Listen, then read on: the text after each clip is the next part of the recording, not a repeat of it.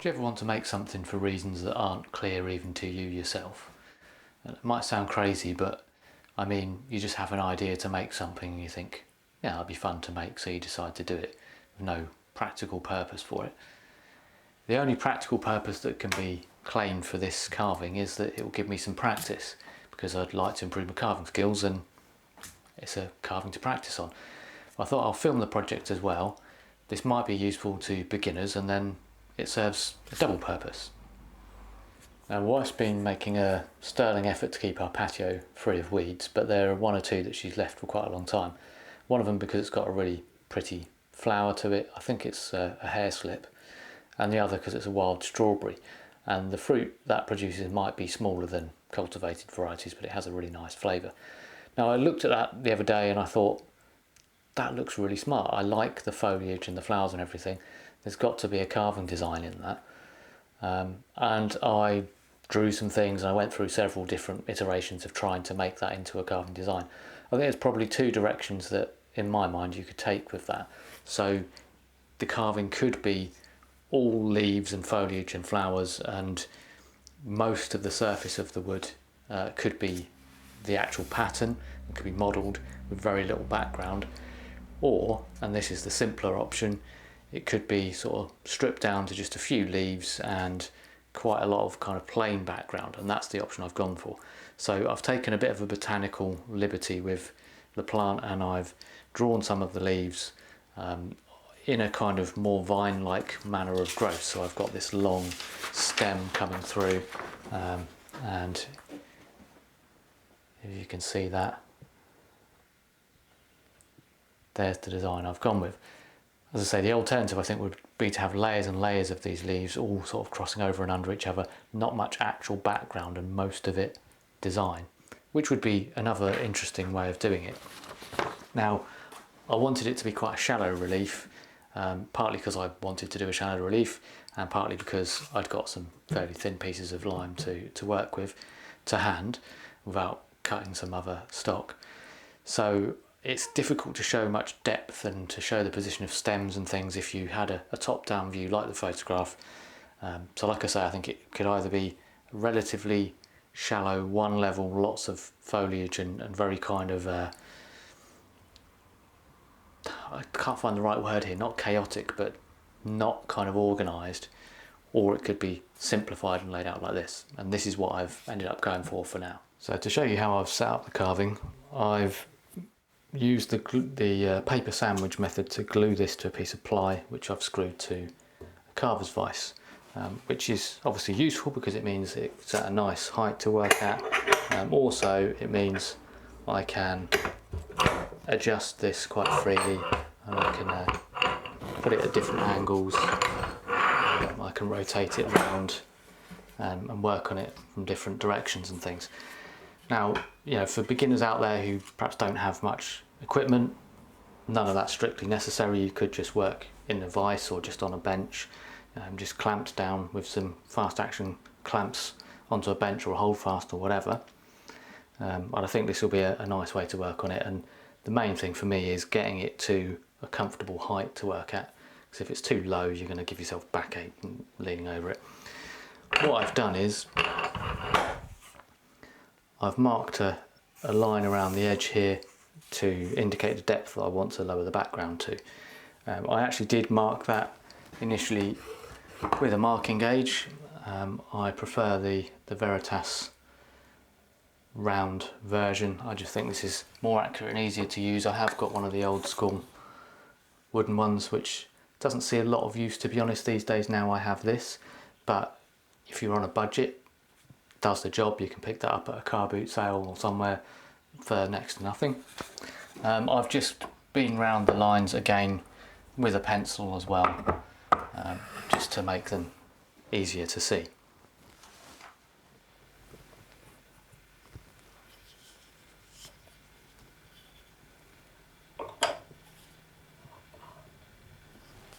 I think a simple project like this can be accomplished with a small number of tools, so again it's quite beginner friendly. I'm going to need a V tool to outline the design and put in the kind of defensive trench, if you will, that will protect the design whilst I lower the background. I'm going to use a medium sweep gouge to do the bulk of the lowering of the background. This is a number 6. Don't dwell on the numbers too much. I mean, this is a file tool, so it's the continental numbering system. If you're using British tools, the number on the Sheffield list would be slightly different, but something around sort of a 5 to 8. You know, just pick something that's a sensible curve for the depth you're aiming to carve down to, and a sensible width for the size of your carving. I'll want a shallower gouge to clean up the background and to level it. This a number 2 again in files numbering, so a shallow sweep. Those will do the bulk of the work. Most of this is sort of open ground. There's the couple of little areas of closed ground between the 3 main leaves, and for that I may well use something like this. I've got a little fishtail gouge here. It's Ashley Isles. What number is that? Can't see, it's kind of worn off. But that's a small shallow fishtail. These are a little bit specialist. They're useful for situations like that. So that's a 2A8L, and I've got 2A8R. So they're left and right handed. These are short bent skew gouges, so they're very handy for getting into tight little corners and things. But if you don't have specialist tools like that, you can either design out those small closed ground areas and not have any need for them, or you could probably deal with that with an appropriate carving knife or something like that. I've got a number 11 here, a veiner, so called because they're used for doing the veins in leaves, and I'll probably want something like that, or perhaps a small V-tool to do the detailing of those. I might well use 1 or 2 other gouges, a small number 8 or 9 to do the flower, for example, but that's about it.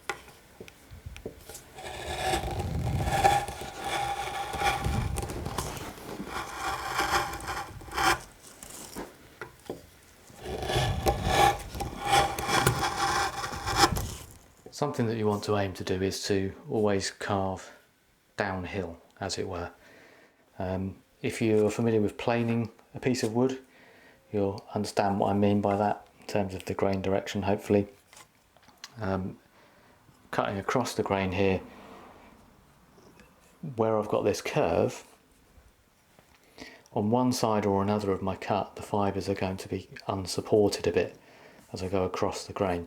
I want them to be supported on the side where my design is, and have the unsupported side to the waste, just in case there's any rough end result there, or if wood breaks out beyond where I want it. So cutting a curve like this, I'm going to cut it following it around this way, so that as I come across the grain here, all these fibres in the leaf are going to be supported by the ones underneath as I come through.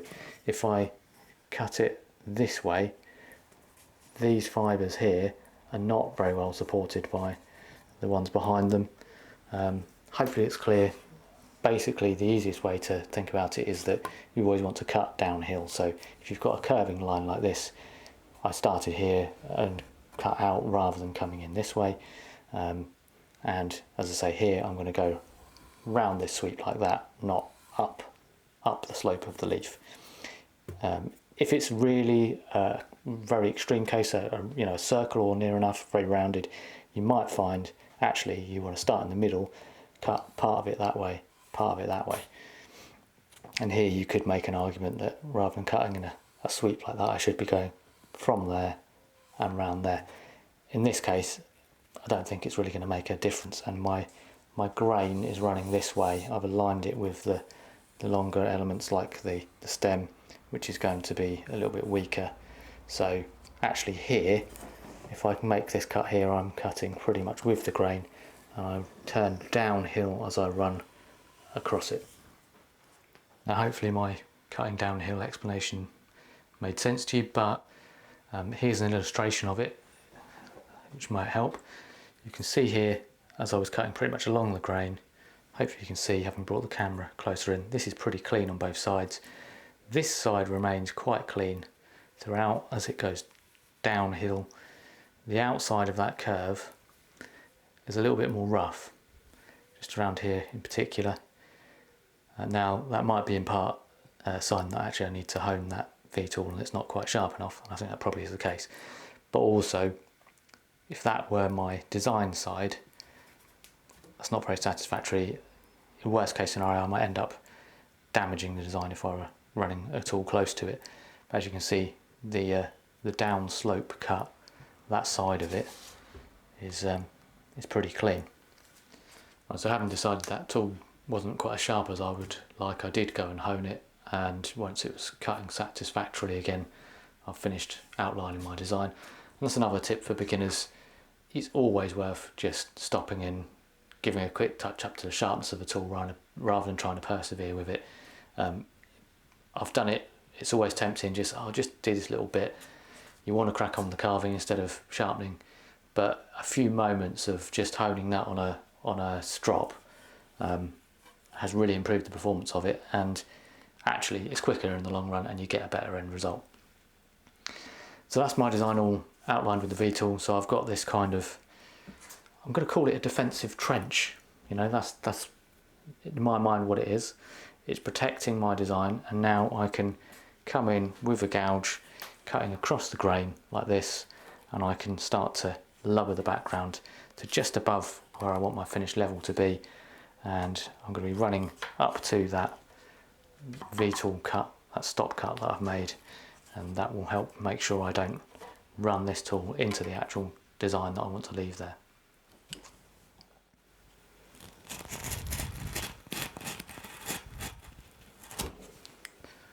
So I'm just using the medium sweep gouge, cutting across the grain, and that way it's just more controllable somehow.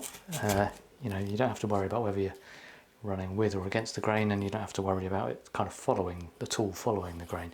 So it's easiest to lower the background by cutting across like this.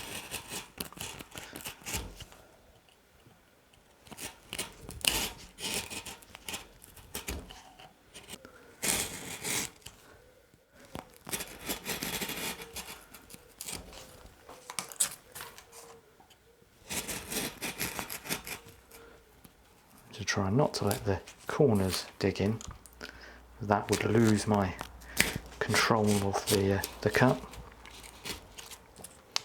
One thing that's quite useful towards the end of the cut, it can be useful to rotate the gouge like this, not swinging it this way so you change the angle of attack, but just rotating it on this plane.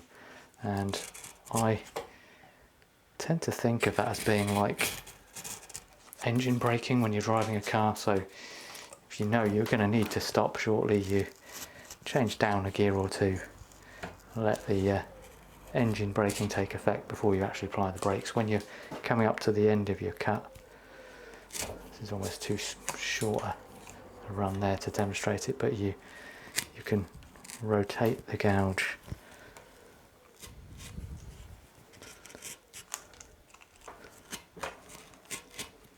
I think it's just the fact that turning it kind of takes some of the forward momentum out of it. Tighten up my vice here.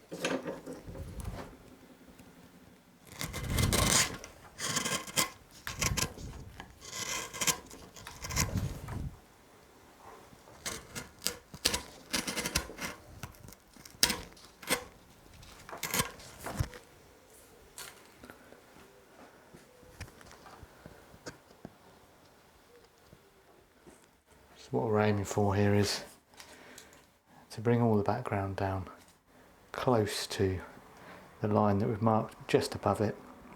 We'll have some peaks and troughs because of the curvature of the gouge, but then when we come through with the shallower gouge and clean this all up later on, what we will do is just even all that out, take all these peaks down, and hopefully leave a nice clean, even, flat surface. So now let's spin this around and do the same from the other side.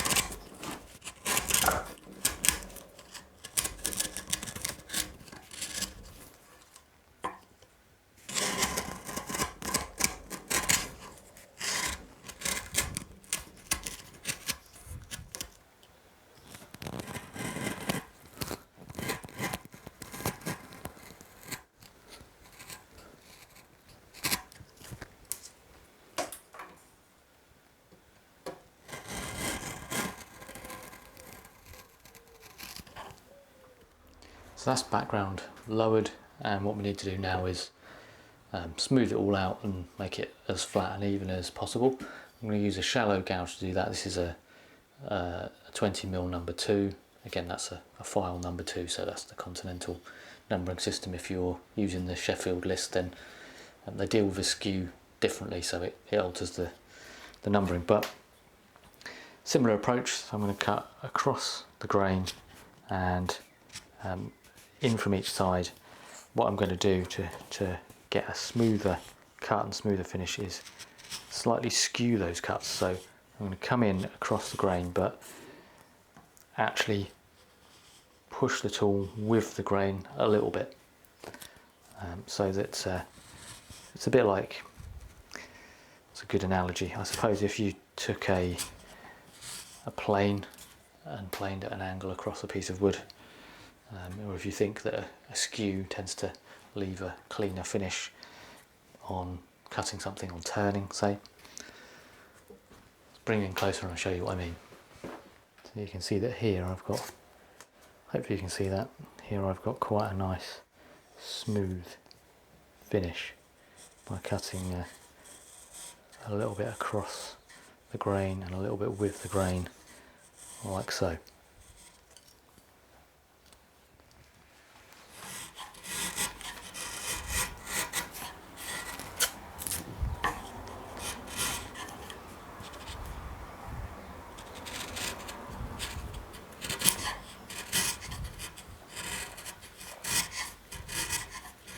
So hopefully you can now see the difference between this side, which I've been flattening out with the shallow gouge, and the original lowering in the background there with the slightly deeper one.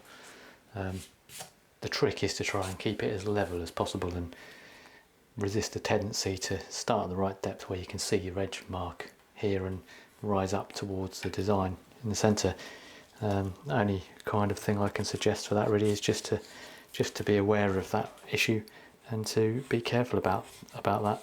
Keep an eye on it and try and make sure you're cutting a consistent level cut across there. Sometimes it's useful to use a depth gauge of some kind, and this is a very simple one that actually my dad made for me years ago. Came up with this idea. It's literally just a piece of wood with a coach bolt for it, and you can set that on a carving and adjust that to your depth, but obviously that's best employed where you've got two pieces of the design for the piece of wood to rest on, and you can check your depths in closed grounds. Open grounds like this, it's a little bit less useful. You just have to kind of judge it by eye for the most part. So there are my smoothed and unsmoothed sides of the background.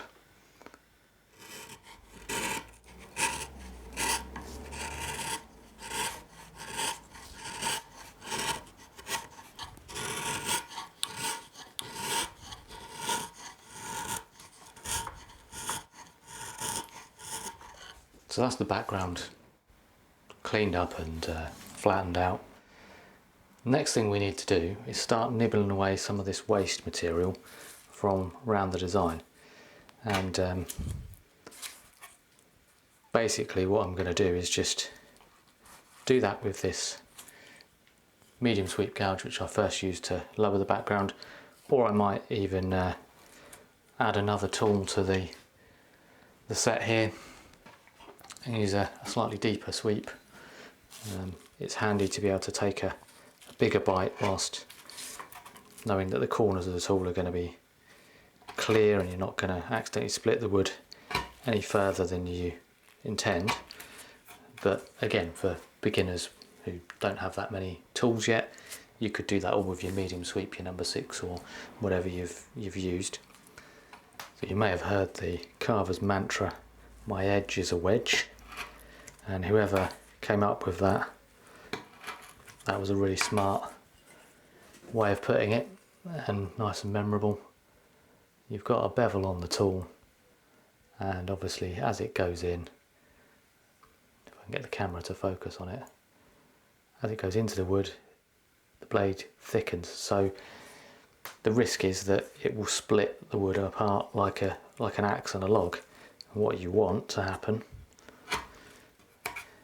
is for the wood to split away from the waste side and not from your design.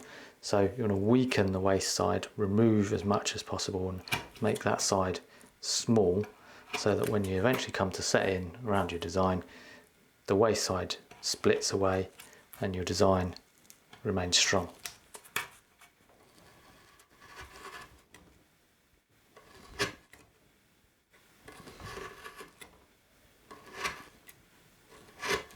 So now we're ready to set in the design. So the background is pretty much cleared, all this open ground is done. I've still got these two little closed bits of ground to deal with, but I deal with those when I set in the rest of the design. Setting in is basically cutting right up to the line of your design. So it can be done either by matching the sweep of your gouge to the curve of the design and cutting straight down, or taking a shallow gouge like this one and running it along the design like this, and following the line that way. So you just need to go round, actually get the outline of the leaves and everything cut, clean up the background up to that point and make sure that it's as level as I can get it and nice and smooth and finished as I can manage, and then we can start on modelling the leaves. So the trick to this, and indeed the tricky part, is to make sure we don't cut too deep on the setting in and leave tool marks in the background which won't come out when you smooth the background, and then also try not to dip down too much so that the background gets lower, nearer to the design, which I feel I may have done slightly there. If you do accidentally reduce the level a little bit too far, then you just have to try and smooth it out so it's less noticeable by lowering the surrounding area a little bit, making it more of a gradual slope. There's a little tiny bit more to come off here anyway, so that shouldn't be too bad.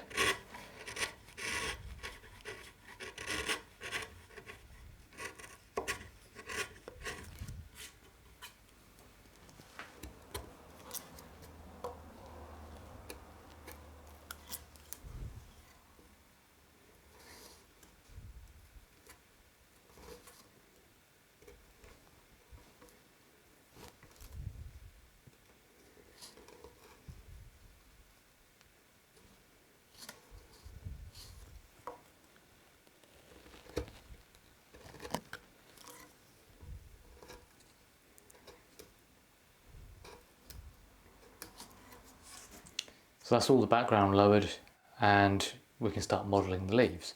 Now obviously there's not going to be a lot of modelling in this because it's quite shallow relief, but these leaves here overlap this one, so we need to take this one down under the edges of these. We can shape the stem and make that a bit rounded. We can put some detail into the flower, and then obviously we can put in all the veins and details on the leaves. So So relatively straightforward, but hopefully just enough to make it look that bit more interesting.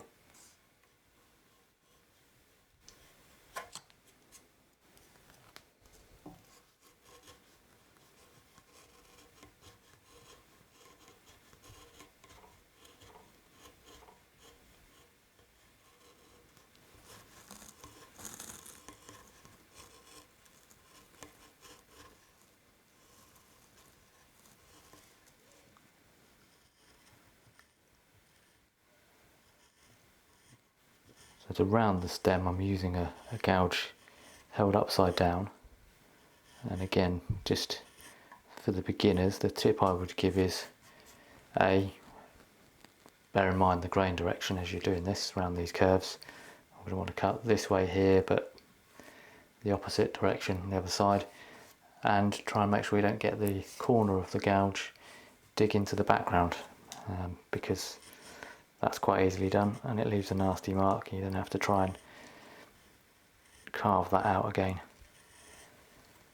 So just giving it a bit of a rounded shape.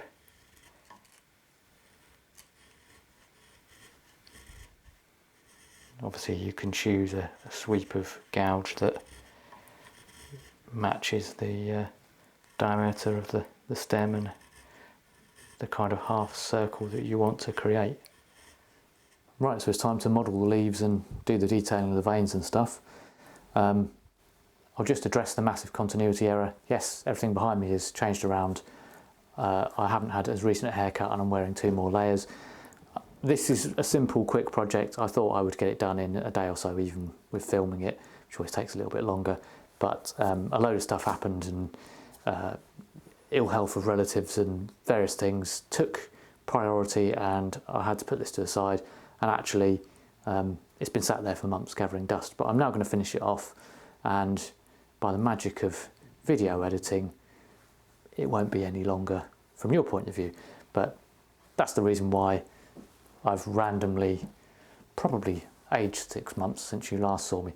But right, let's get into finishing this carving off. So I've actually done some of the modelling off camera just to kind of refresh my memory, I guess. So I've done the smaller leaves and I've done the little flower there. I now need to do the main leaves and then put in the veins and things and have a bit of a general clean up, decide whether I'm going to undercut the design at all.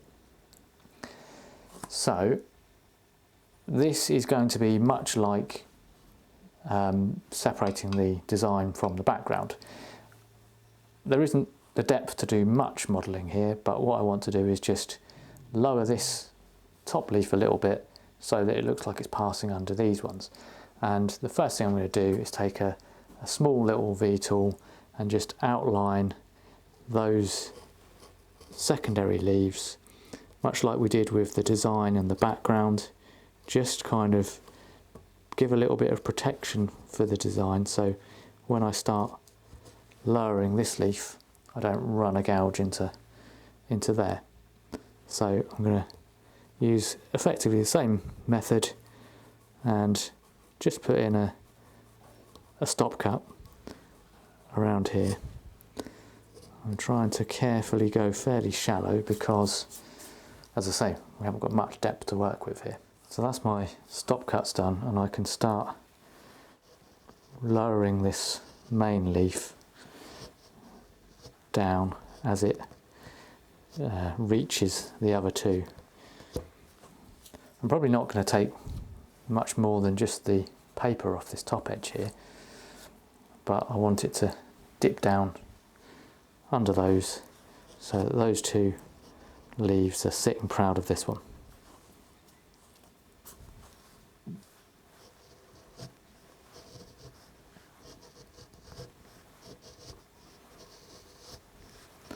Should be straightforward enough, I think. Hopefully it doesn't need too much explanation, really.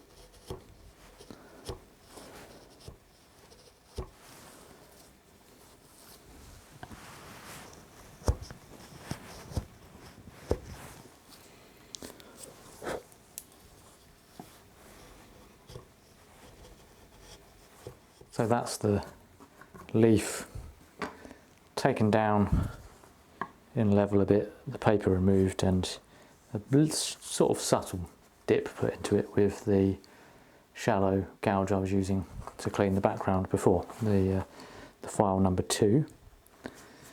What I'm going to do next is again a repeat of what we did with the background, so just nibble away at some of this waste. I've got this is an Ashley Isles 3/16 number 9. I think I've added more tools. I said it earlier on in this video, and I do know I said it because I looked back at the footage. Let's say it's been a few months, but I did say it could be done with a few gouges, and this wasn't one of the original ones, I don't think, but my point stands. I've just picked this because it's small. It could be done with the medium gouge that was used previously. And we'll remove some of this waste, then set in those 2 leaves which are sort of sailing above this one. And we are getting there. And this might be a slightly overly cautious approach, to be honest. I'm not taking this to a great deal of depth, so I potentially could have gone straight to the line of my design here, but in theory this is the way to do it.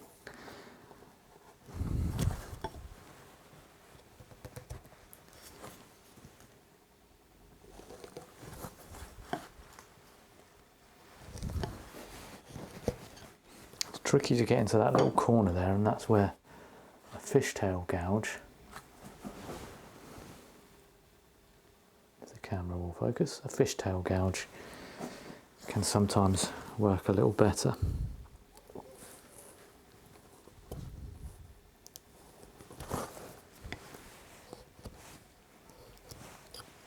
And I think this one was part of my original tool set for the project.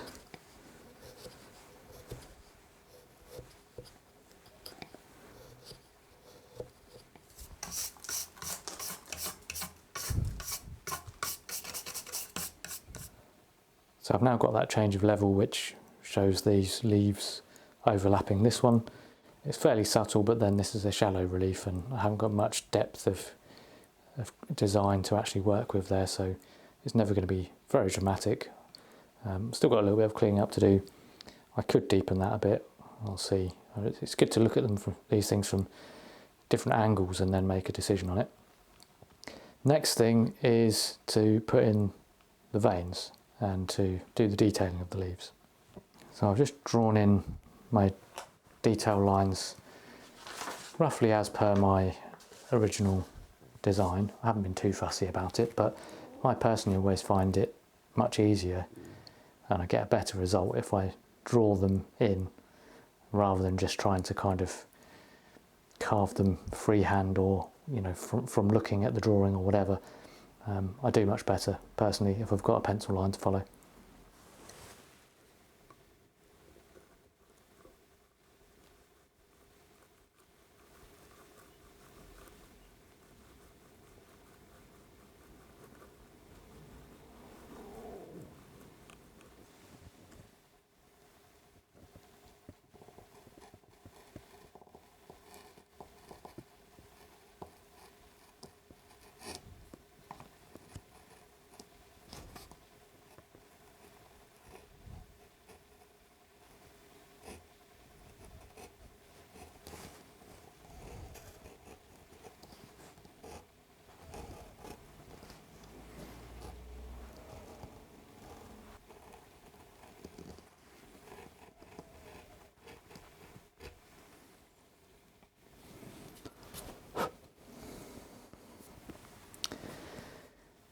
With doing these, the best kind of tips I can give you is, like with a lot of carving, if you're not using a mallet, basically all carving with a gouge, one hand pushes the tool and the other sort of resists it to act as your brakes so you don't go too far.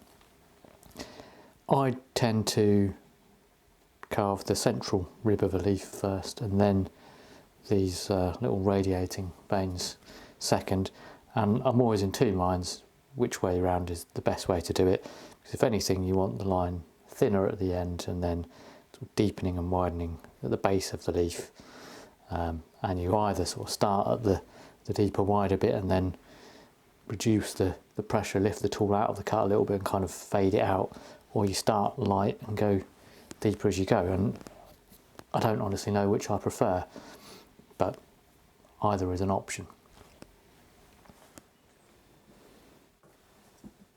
So there we have it, it's pretty much done. I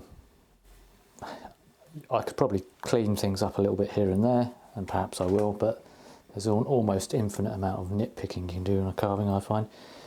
One thing that I'm debating whether to do is the undercut. Now, typically with a relief carving like this, near to the end of the carving process, where you've set in your design vertically like that, you'll actually set it in at a slight angle instead to help cast more shadow and make the whole thing look a bit more dramatic. It doesn't need to be a huge angle. If I find a means that will show on the camera, so that wall, if you will, that edge of the design there is pretty much vertical. If I tip the gouge over just a few degrees, I can undercut that and it will cast more shadow and it will look a little bit more dramatic. But it will also weaken the design, and you know, there are already some areas of quite short grain here. So I'm tempted to leave this as it is and not to undercut it any further. I don't think it really needs it, and it's only a practice piece, you know, I'm not really too worried about it. So as far as the actual carving goes, that's it. The only next thing we need to do is get it off this mounting board. Now I've put the paper on there to basically weaken the joint so that it's easier to take it off. I've got a decorator's knife which I can use to slide under there and start removing it. I might well find I've got more problem than usual doing that because it has been left for months. I don't know. Maybe the glue will have set a bit stronger. So that might be a bit of fun and games to get this off of here, but ordinarily it would have only been stuck on for, you know, a couple of days and probably would have been fine. I'll mess about with that and then I'll just say a few words about finishing, I guess, and that's this project done. So that wasn't too bad. That's come off okay. I used the decorator's knife, and there was a little persuasion from the smallest and most expendable mallet that I have, and managed to break the glue joint apart. So now we have our carving. Now obviously it's got all the paper, or some of the remaining paper, stuck on the back there. Best suggestion I can make for dealing with that is, depending on the nature of the carving, I mean, you could put some sandpaper flat on the bench and sand it. I've got somewhere, which I've just looked for, I need to now locate, one of those scraper handles that you put a Stanley knife blade in, if you know what I mean. That will probably work quite well. But yeah, basically it's a slightly tedious task removing the paper, but it's not too bad. Scrape or sand that away. And in terms of finishing, obviously you could do whatever you wanted with something like this. I quite like using Par's beeswax oil, I believe it's called. I will find it and then I can show you. So this stuff, Par's beeswax oil. I'm not selling it or anything, but the reason I like it is it's polymerized linseed oil and beeswax. It says here no solvents or metal dryers, VOC free. So basically it's got nothing nasty in it. You don't have to, you know, wear loads of PPE to apply it, or just use it in a well ventilated area or whatever. It does have a scent, but it's not too bad. It's just basically a bit like linseed oil, which, as you probably know, kind of smells like cucumber. It's not brilliant, but it's not a really unpleasant smell. I also quite like this Bry Wax furniture polish. This is the clear version. They do some tinted ones as well. I think that's just, again, beeswax and turpentine or similar. So no nasty chemicals. Of course you could use anything really. I do find with a lot of carvings, something like an oil is easier to apply than something like a paste wax, because it's hard to get that into little nooks and crannies and then hard to buff it. Bits between the leaves here and stuff, you'll get a little build up of it and won't look so good. So an oil makes life a little bit easier. So that's my carving done, other than cleaning this paper off the back and applying some finish to it. Hopefully you've taken something from this video, found it useful. When I first started this channel, there was really not that much in the way of good carving content on YouTube. Now there is actually quite a lot of good content. There are some really talented carvers putting content up, and you know, some of them professionals, some just talented amateurs. Lots of them are better than I'm ever likely to be, but I still wanted to do a semi instructional kind of video and share some tips for beginners. Try to make the type of video that I would have wanted to see when I was first starting out, and that content wasn't available. In fact, I think when I first started having a go at carving, YouTube wasn't even in existence really. So hopefully that's been useful. If I can do it, then you can. So if it's one of those things that you've just been thinking about trying, give it a go. You don't need a massively expensive and complex setup for something like this. 4 or 5 tools and some means of holding the workpiece, a bench to work on, some clamps, whatever, and you're well on your way. And yeah, I really enjoy it. It's a fun hobby, and it's an ever challenging one. You're never going to fully master carving and have nothing to learn, I think. So it could be something you could enjoy for the rest of your life, all being well. So thanks for keeping me company in the workshop today. I hope you've learned something to your profit, or if not, at least found it entertaining. And I'll see you again on the next one.